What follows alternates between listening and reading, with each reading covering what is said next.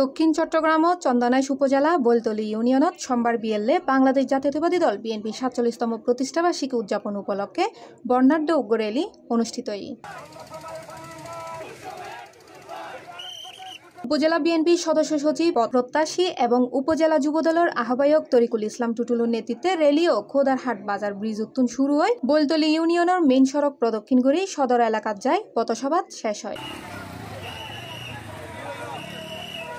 এই সময় র্যালিয়ত উপস্থিত আছিল পৌরসভা বিএনপির সাবেক আহ্বায়ক কমিটির সদস্য সেলিম উদ্দিন, পৌরসভা যুবদলের আহ্বায়ক আজম খান, ধোপাচড়ি ইউনিয়ন বিএনপির সাধারণ সম্পাদক মুজাম্মেল, উত্তর জেলা বিএনপির সদস্য ডাক্তার মুজাম্মেল হক, উপজেলা শ্রমিক দলের সাবেক সদস্য সচিব মোহাম্মদ মুরিদুল আলম মুরাদ, উপজেলা ছাত্র দলের সাবেক সাধারণ সম্পাদক আলমগীর তালুকদার, সাবেক যুগ্ম আহ্বায়ক বখতিয়ার আজিজুর রহমান, উপজেলা স্বেচ্ছাসেবক দলের যুগ্ম আহ্বায়ক ইউসুফ, উপজেলা কৃষক দলের আহ্বায়ক জিয়াউল হক, পৌরসভা ছাত্র দলের সাবেক যুগ্ম আহ্বায়ক মঈনুদ্দিন রাসেল সহ আরো আমাদের এই চন্দনাইশ আমাদের নেতা কর্মীদের ভিক্ষা মামলা হয়রানির মাধ্যমে আমরা অনেক প্রতিকূলতার মধ্য দিয়েছিলাম। ইনশাআল্লাহ 5 আগস্ট পেশি সরকারের বিদায়ের পর আবার বিএনপি চন্দনাইশের পুনর্জাগরণ সৃষ্টি করেছে।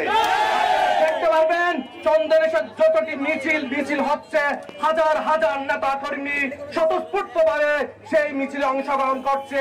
শহীদ জিয়ার ভালোবাসায়, খালেদা জিয়ার উপর ভালোবাসায় সফল এবং সার্থক করে তুলছে। পথসভাত নেতাকর্মী হলে প্রতিষ্ঠাবার্ষিকীর তাৎপর্য ও দলের উদ্দেশ্য লই বক্তব্য রাখে এবং একতাবদ্ধভাবে দেশের উন্নয়ন ও জনগণের কল্যাণে হাজ গরিবের প্রতিশ্রুতি ব্যক্ত করে।